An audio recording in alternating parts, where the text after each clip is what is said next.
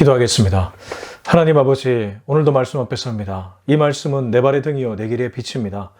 말씀을 열므로 우둔한 자라 하여금 빛이여 깨닫는 은혜를 허락하여 주옵소서.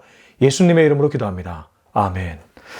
네, 오늘은 요한복음 19장 17절부터 30절까지의 말씀입니다. 요한복음 19장 17절부터 30절까지의 말씀입니다. 함께 읽겠습니다. 그들이 예수를 맡으며 예수께서 자기의 십자가를 지시고 해골 히브리 말로 골고다 이라 하는 곳에 나가시니 그들이 거기서 예수를 십자가에 못 박을새 다른 두 사람도 그와 함께 좌우편에 못 박으니 예수는 가운데 있더라. 빌라도가 패를 써서 십자가 위에 붙이니 나사렛 예수 유대인의 왕이라 기록되었더라. 예수께서 못 박히신 곳이 성에서 가까운 곳으로 많은 유대인이 이 패를 읽는데 히브리와 로마와 헬라 말로 기록되었더라. 유대인의 대제사장들이 빌라도에게 이르되 유대인의 왕이라 쓰지 말고 자칭 유대인의 왕이라 쓰라 하니 빌라도가 대답하되 내가 쓸 것을 썼다 하니라. 군인들이 예수를 십자가에 못 박고 그의 옷을 취하여 네 깃에 나눠 각각 한 깃씩 얻고 속옷도 취하니 이 속옷은 호지 아니하고 위에서부터 통으로 짠 것이라. 군인들이 서로 말하되 이것을 찢지 말고 누가 얻나 제비 뽑자 하니 이는 성경에 그들이 내 옷을 나누고 내 옷을 제비 뽑나이다 한 것을 응하게 하려 함이르라. 군인들은 이런 일을 하고 예수의 십자가 곁에는 그 어머니와 이모와 글로바의 아내 마리아와 막달라 마리아가 섰는지라. 예수께서 자기의 어머니와 사랑하시는 제자가 곁에 서 있는 것을 보시고 자기 어머니께 말씀하시되 여자여 보소서 아들이니이다 하시고 또 그 제자에게 이르시되 보라 내 어머니라 하신대 그때부터 그 제자가 자기 집에 모시니라.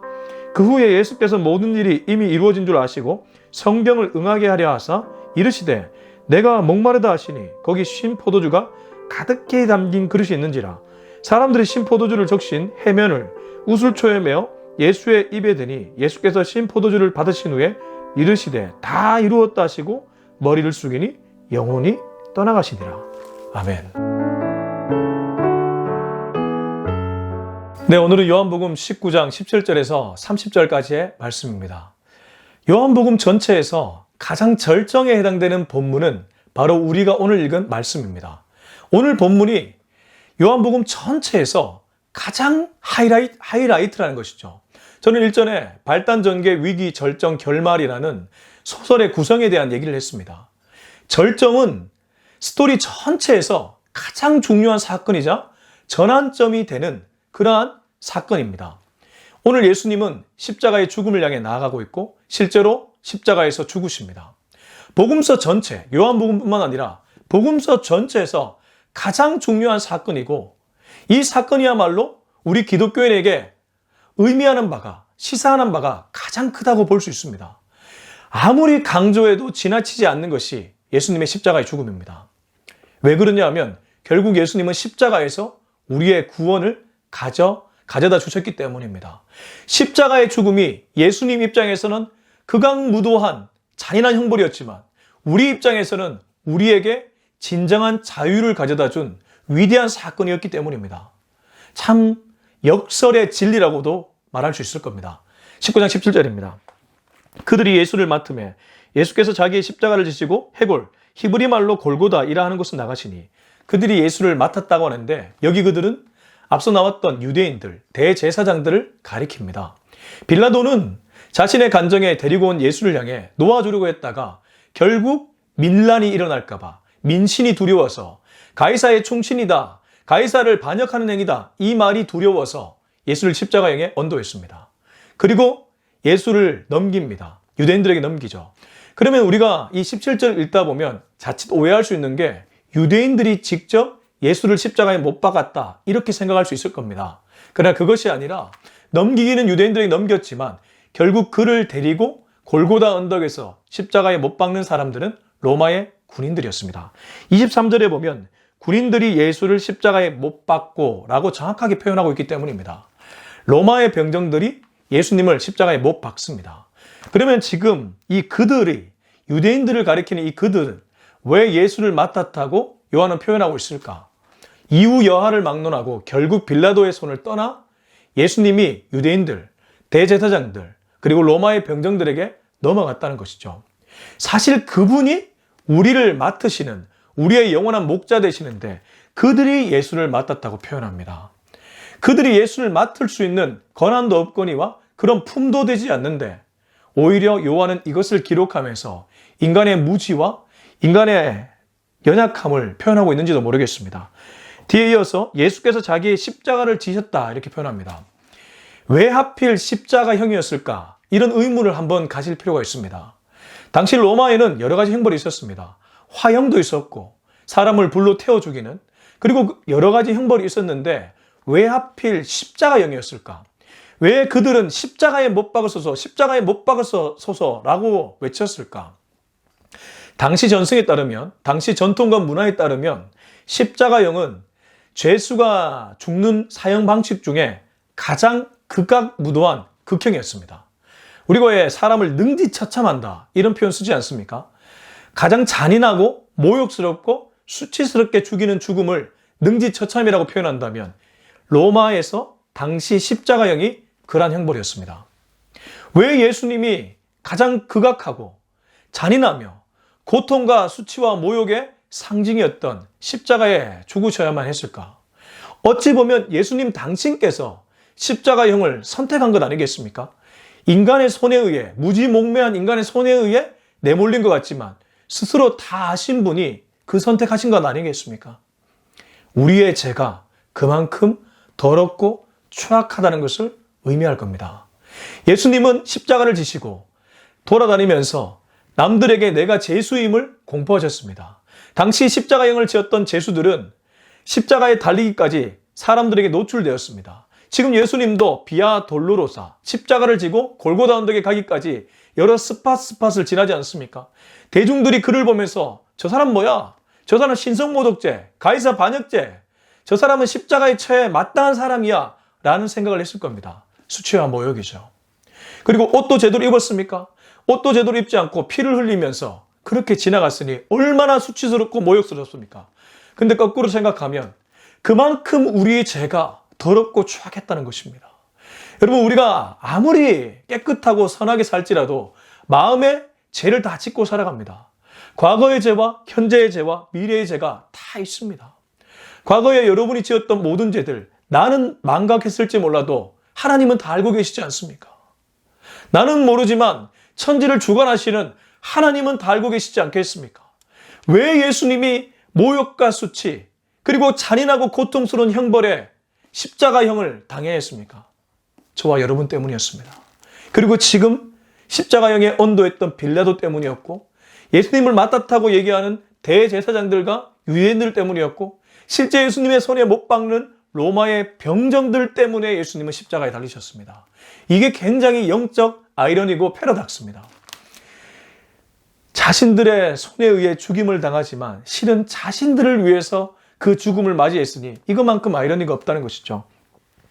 해골, 히브리 말로 골고다이라 하는 곳에 나가시니, 여기 해골이라는 것은 헬라식 표현이고, 갈보리는 영어식 표현이고, 또 해골이라 히브리 말로 히브리 표현은 골고다였습니다. 그러니까 해골, 골고다, 갈보리 다 같은 뜻이라는 거죠. 갈보리 산 위에 십자가 섰으니, 이 갈보리가 골고다고, 골고다는 곧 해골이라는 뜻이죠. 이 골고다 언덕, 갈보리 산의 그 바위 모양이 해골이었다고 합니다. 그래서 이렇게 표현했다고 하죠. 아무튼 예수님은 이제 그곳을 향해 나가고 계십니다. 18절, 그들이 거기서 예수를 십자가에 못 박을새 다른 두 사람도 그와 함께 좌우편에 못 박으니 예수는 가운데 있더라. 왜 예수님이 십자가에서 가장 가운데 있었습니까? 죄를 가장 크게 지은 사람, 상징적인 인물, 그 인물을 가운데 뒀지 않겠습니까? 가운데 정작 있어야 될 인물은 강도였던 바라바였습니다. 그럼 오히려 노임을 받고 예수님이 그곳에 지금 달려 있습니다. 그리고 좌우편에 행악자들도 있었습니다. 십자가형은 앞서 수치와 모욕의 상징이었다고 했는데, 실제 십자가형에 죽는 사람은 모든 죽음의 공포를 오롯이 느껴야 했습니다. 왜냐하면 손과 발에 못이 박히면 피가 흘러내리고, 그리고 자신이 죽을 때까지 사람을 단숨에 죽이는 것이 아닌 달려서 숨이 멎을 때까지 모든 죽음의 그 시간을 다 겪어야 되기 때문입니다. 그래서 십자가형은 가장 고통스러운 형벌이었던 것입니다. 그렇게 예수님은 우리의 죄를 담당하셨습니다. 19절입니다. 빌라도가 패를 써서 십자가 위에 붙이니 나사렛 예수 유대인의 왕이라 기록되었더라.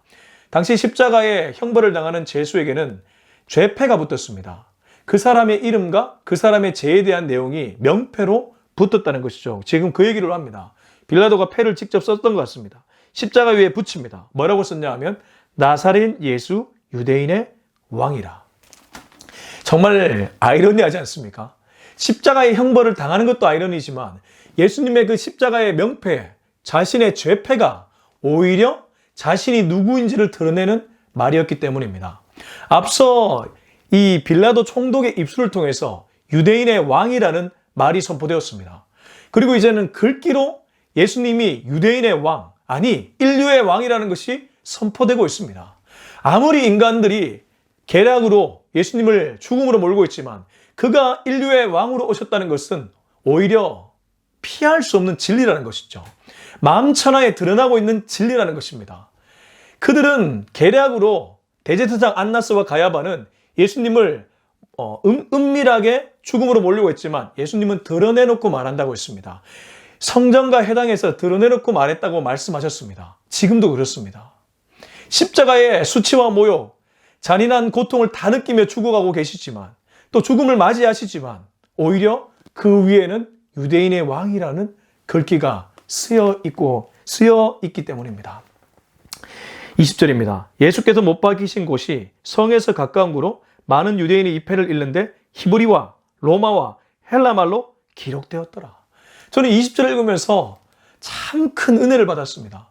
아니 예수님의 십자가 죽으면서 어떻게 은혜를 받냐? 여러분 보십시오. 예수께서 못 박히신 곳은 성에서 가까운 곳으로 예루살렘 성 근처였습니다. 골고다 언덕이. 그 가까운 곳이었다면 예루살렘 성에 얼마나 많은 인파들이 있었겠습니까? 드나드는 여행객들, 그리고 제사를 드리게 왔던 디아스포라 유대인들, 그곳을 방문했던 이방인들, 엄청나게 많은 사람들이 있었는데 그 명패를 세 가지 언어로 기록했다고 합니다. 히브리, 로마, 헬라입니다. 우리나라로 치면 한글, 일본어, 중국어로 기록해 주었다는 겁니다. 또 영어까지. 아무튼 웬만한 사람들은 다 그걸 보고 아, 유대인의 왕이구나 이렇게 생각할 수 있게끔 빌라도가 기록을 했다는 것입니다. 여러분 이것이 얼마나 놀라운 사실입니까? 십자가형을 당해 수치와 모욕, 고통으로 죽어가고 있는데 도리어 하나님께서는 빌라도라는 그 로마의 총독, 이방의 총독을 통해 예수님이 누구신지를 모든 언어로 가르쳐 주고 있으니까 이게 얼마나 위대한 진리고 은혜이겠습니까? 이것이 우리가 믿는 하나님입니다. 하나님은 악을 선으로 바꿔서 역사할 수 있는 분이십니다. 하나님은 아무리 인간이 악한 계략을 짠다 해도 그 악한 계략을 통해서도 바꾸어서 하나님의 역사를 써내려갈 수 있는 분이시란 거죠.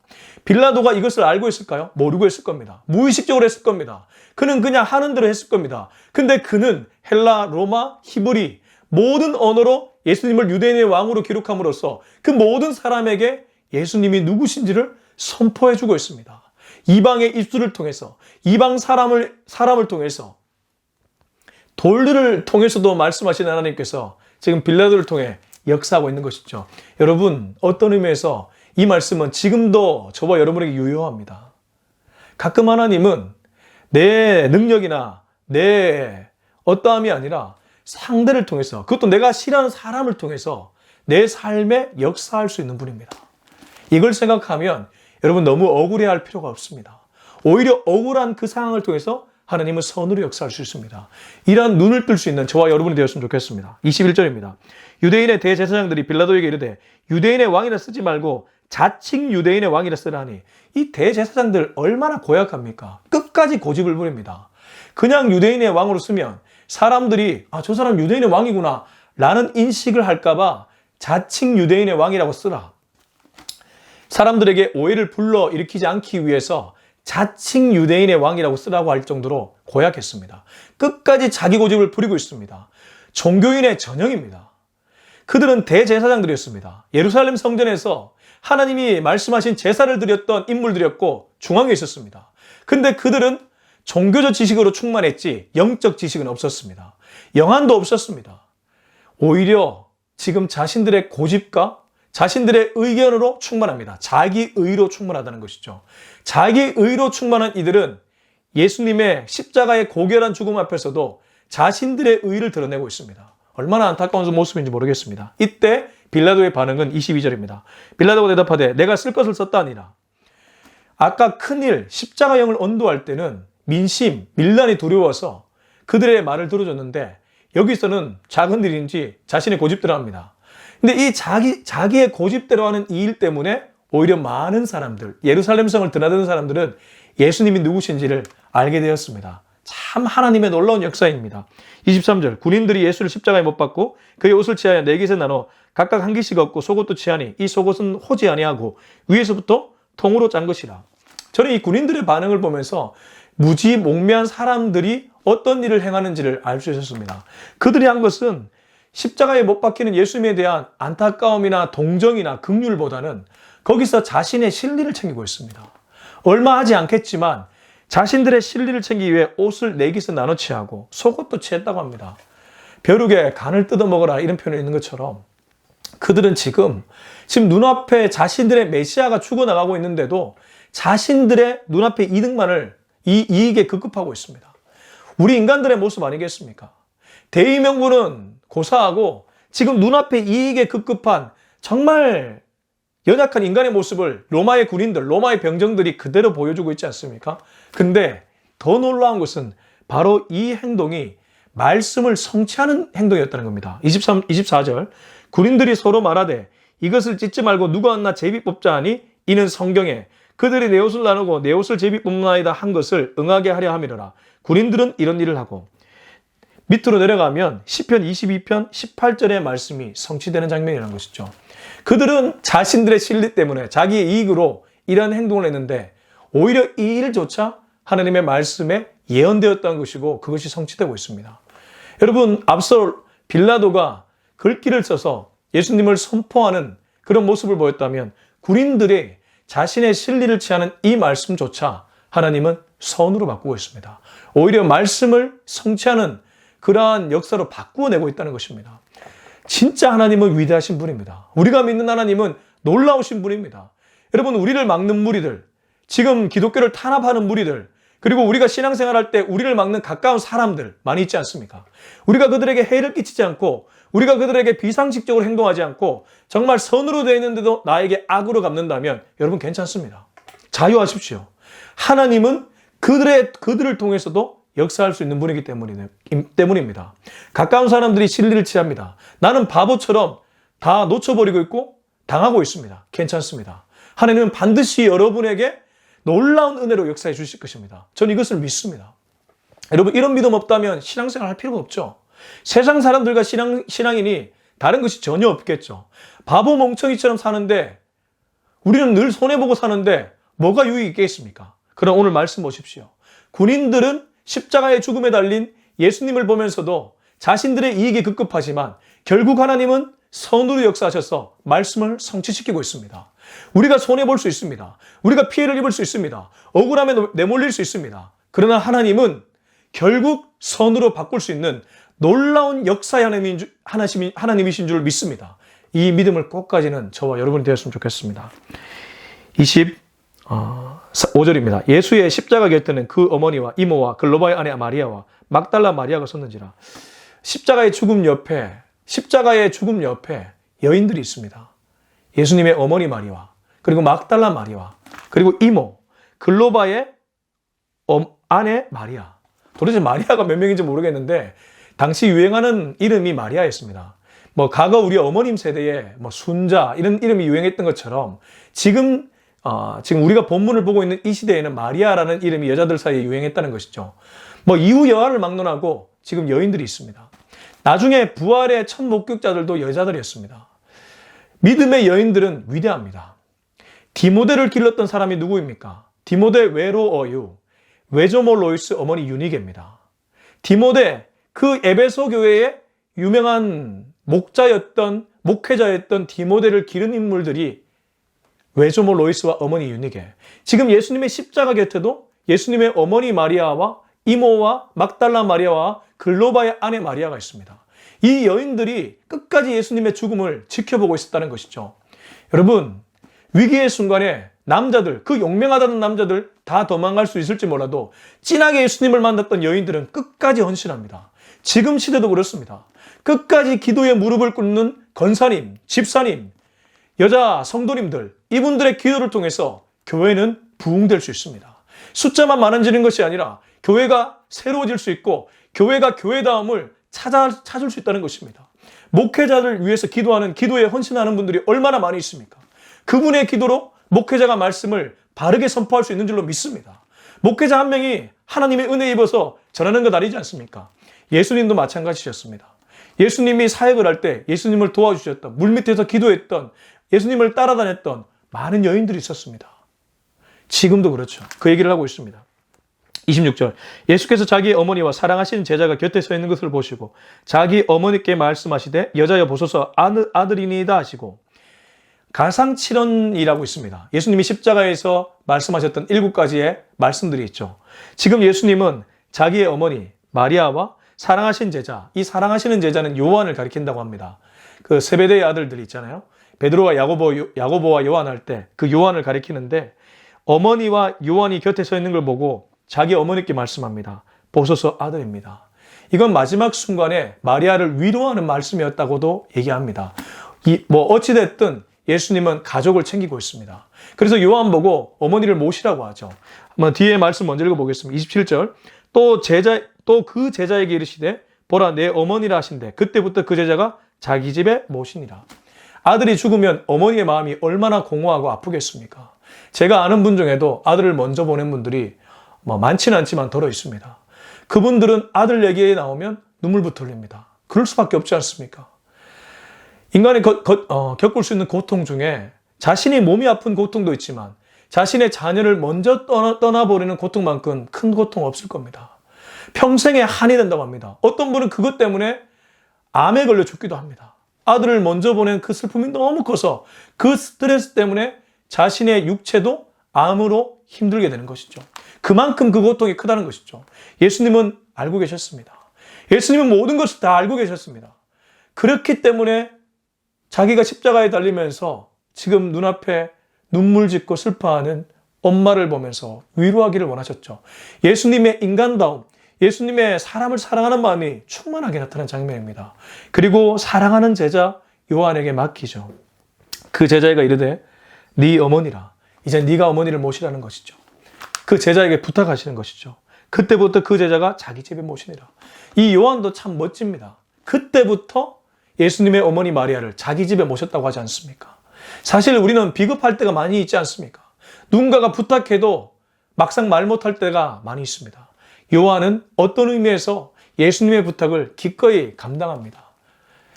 그래서 요한복음도 기록되었고 요한 문헌들, 요한 1, 2 이런 요한 문헌들이 나오게 되었는지도 모르겠습니다. 28절입니다. 그 후에 예수께서 모든 일이 이미 이루어진 줄 아시고 성경을 응하게 하려 하사 이르시되 내가 목마르다 하시니, 성경을 응하게 하려고 내가 목마르다고 얘기했다고 합니다. 시편 69편 21절의 말씀을 성취하는 장면인데, 예수님은 사실 갈증을 느끼시지 않는 하나님이셨습니다. 그럼에도 불구하고 인간의 몸으로 볼 때 갈증이 났다는 것이죠.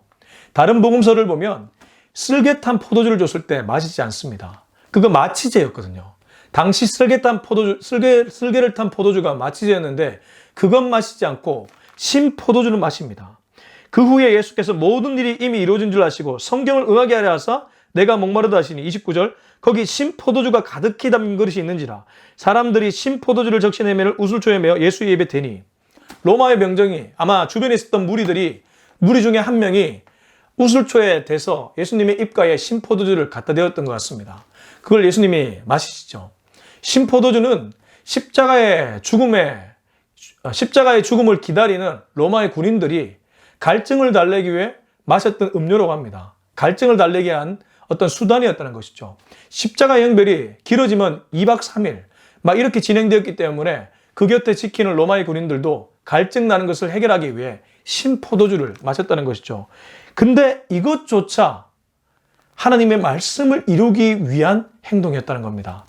앞서도 말씀드렸지만 예수님은 갈증을 느끼시지 않는 하나님이셨습니다.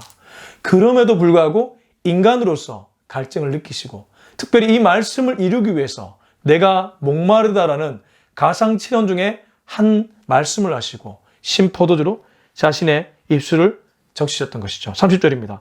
예수께서 신포도주를 받으신 후에 이르시되 다 이루었다 하시고 머리를 숙이니 영혼이 떠나가시니라. 드디어 예수님이 죽으십니다.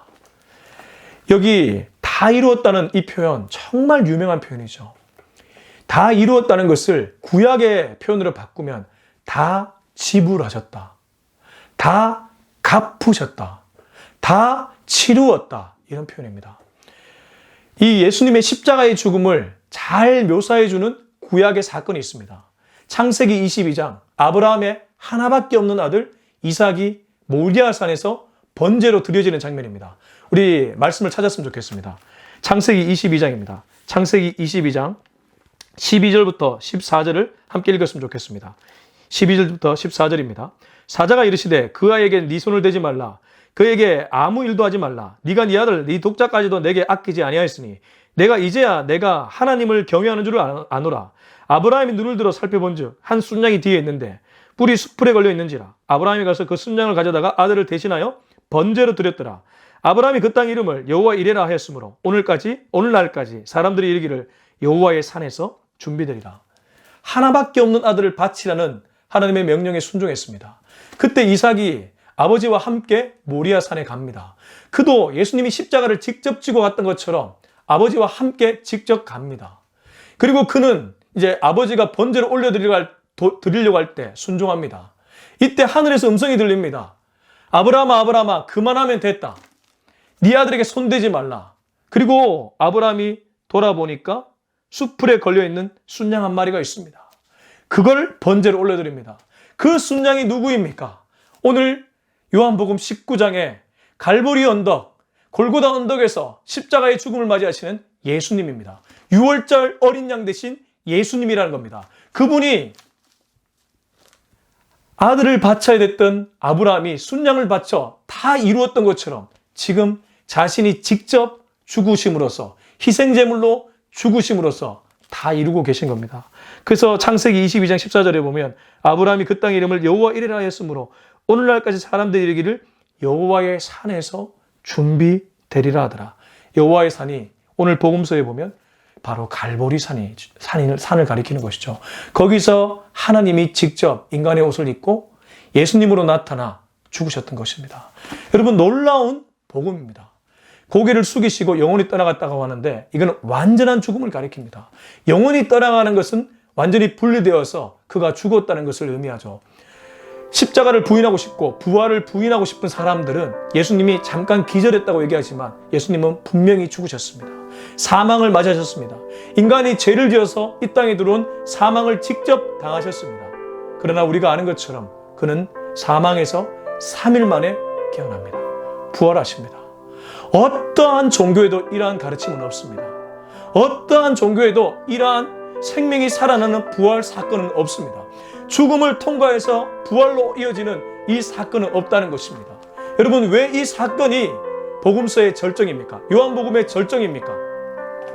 십자가의 죽음은 우리에게 구원을 가져다 준 가장 놀라운 사건이자 동시에 부활의 서막을 알리는 사건이기 때문입니다. 죽음은 살아남입니다. 죽음은 죽음만이 아닙니다. 죽음 안에는 생명의 씨앗이 심겨져 있습니다. 이게 기독교의 영적 비밀입니다. 그분은 값을 다 치르셨습니다. 하나님이 인간에게 쏟아 부어야 될 진노의 값을 자신의 몸으로 다 치르셨습니다. 그리고 우리에게 다 이루었다는 마지막 말을 남기시고 십자가에서 죽으셨습니다. 저와 여러분의 구원자 되십니다. 오늘 이 시간 말씀을 마무리하면서 우리는 십자가를 어떻게 받아들이고 있는가? 우리는 혹시 지금 여기에 있는 대제사장들, 유대인들, 로마의 군인들 이런 모습은 아닐까 생각했으면 좋겠습니다. 예수님을 닮아가는 저와 여러분이 되었으면 좋겠습니다. 십자가의 죽음을 매일 묵상하는 저와 여러분이 되었으면 좋겠습니다. 여러분 기억하십시오. 십자가의 죽음이 없었다면 지금 저와 여러분은 이 자리에 있지 않습니다.